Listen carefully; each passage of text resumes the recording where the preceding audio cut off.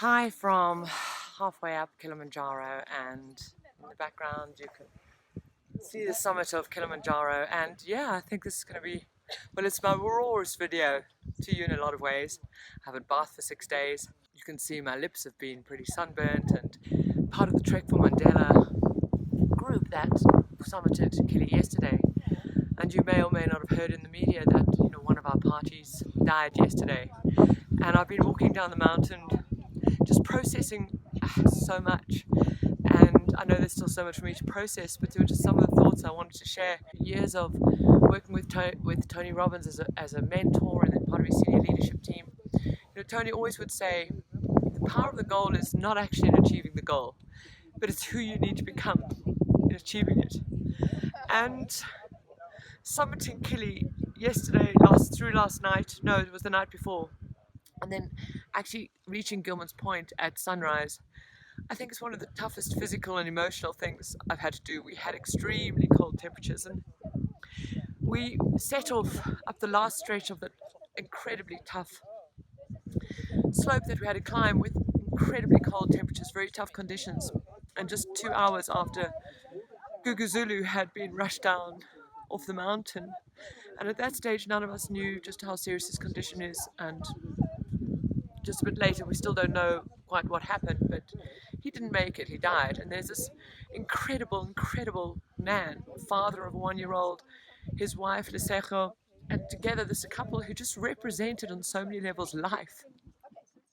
I've been asking this question of what makes a wealthy life for the last sort of year or so, just really asking it over and over again as I read different books and I interview people and I collect to really understand what makes a wealthy life. And I met Lesego and Gugu a few months ago when I first got involved in the Trek for Mandela and this living legacy, really raising awareness for caring for girls. And we hiked the Drakensberg together and connected, and in so many levels Gugu and Lesego represented life, and a wealthy life of really understanding how to live an adventurous, juicy, amazing life, but with purpose.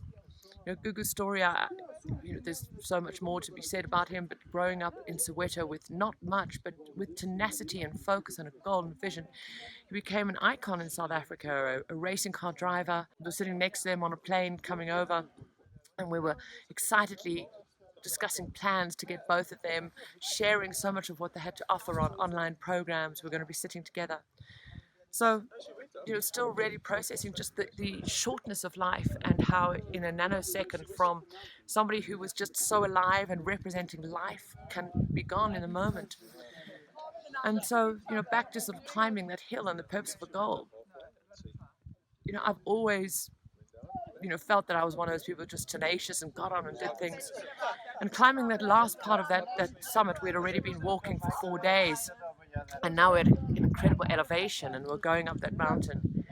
And it was just almost a vertical slope of like the scree, where we just had a zigzag and just keep going for 6 hours in incredibly cold temperatures. We set off at 11 o'clock at night. And in about an hour in, I wanted to give up. There was every part of me was just questioning why the hell I was doing this. What was I trying to prove? And I thought of you, I thought of everybody, whether it's trying to get out of debt, whether it's whatever that goal is setting, just how easy at some points, when it just is really getting tough, to question ourselves. And what did I do in that moment? I knew that even looking at my big why, and I could look at caring for girls, I could look at my own sort of goals, I knew that I'd got to a point where actually it had gone beyond my big why and my vision. That if I had chose to look up at Kili, thank heavens it was dark. I was actually so glad it was dark, so I didn't have to actually see how far I still had to go. And at that point I just had to really dig down and go, there's something deeper here. And this is about understanding that we are all so much more than we give ourselves credit, and learning to just differentiate between the small voice that sometimes stops us and says, what, doesn't really matter, turn back, this is hard, versus that deeper voice that's going, no, just stay with this, there's something in here for you to learn and keep pushing through. And in that moment I just knew I've got so many resources. The first resource I had was my incredible guide, Pascal. And By this point, he had already taken my pack, this heavy pack, and I learned the power of just asking for support and getting it. When somebody offered support, he had offered to carry this 10 kilograms of pack, and I'd handed that over to lighten my load. That was a real first key lesson. Let other people support you. And then, this is so I had my blue monkey. There he is. And I just stuck behind that guide. And I knew I didn't know the way. And I had to follow this guide and just sticking right by him and just following step by step. That's all I needed to do. I didn't need to come up with a strategy. I didn't need to look at my end of my goal. I didn't need a vision board. I needed a guide who knew how to get up that mountain. And all I needed to do was follow his step for step. And all I needed to keep doing was next step. That if I tried to think too far ahead or what I'd be doing in 3 hours, 2 hours time, that would actually paralyze me. And then the next thing I pulled on was other mentors, and from a book from Wayne Dyer, Power of Intention, and I think it also is in Power versus Force. There were 7 words that are deemed to have some of the highest vibration, and I often have used these as a sort of a meditation or during exercise or something to ground me. And these words just came to me, and the words are creative, kind, loving, beautiful, expanding, abundant, receptive.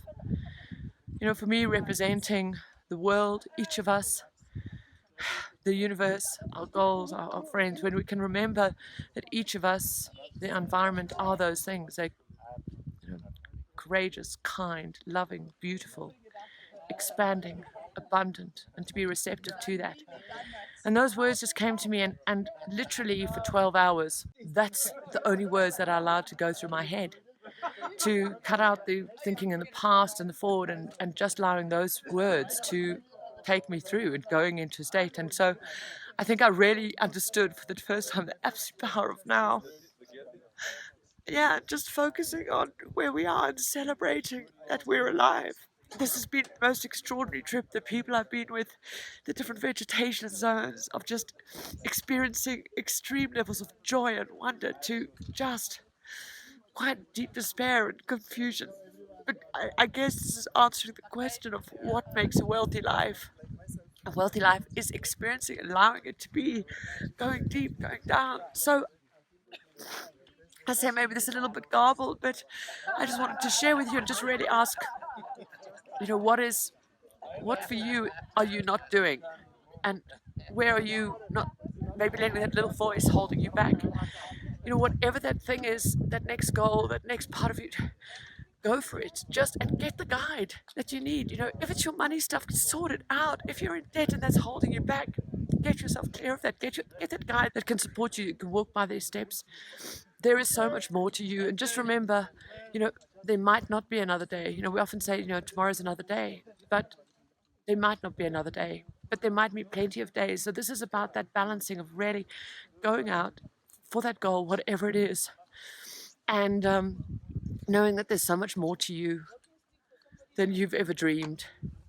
And just having great, incredible vision and goal isn't just about it all being fun and easy, because sometimes the greatest discoveries and adventures are when it's full of so many different levels. So head on over to the Whale Chef, and because if you're watching this anywhere else, and maybe just in the comments below, just share, what is that goal that you need to be going after? What is that next barrier that you need to be removing from yourself so that you can truly just discover how extraordinary you are?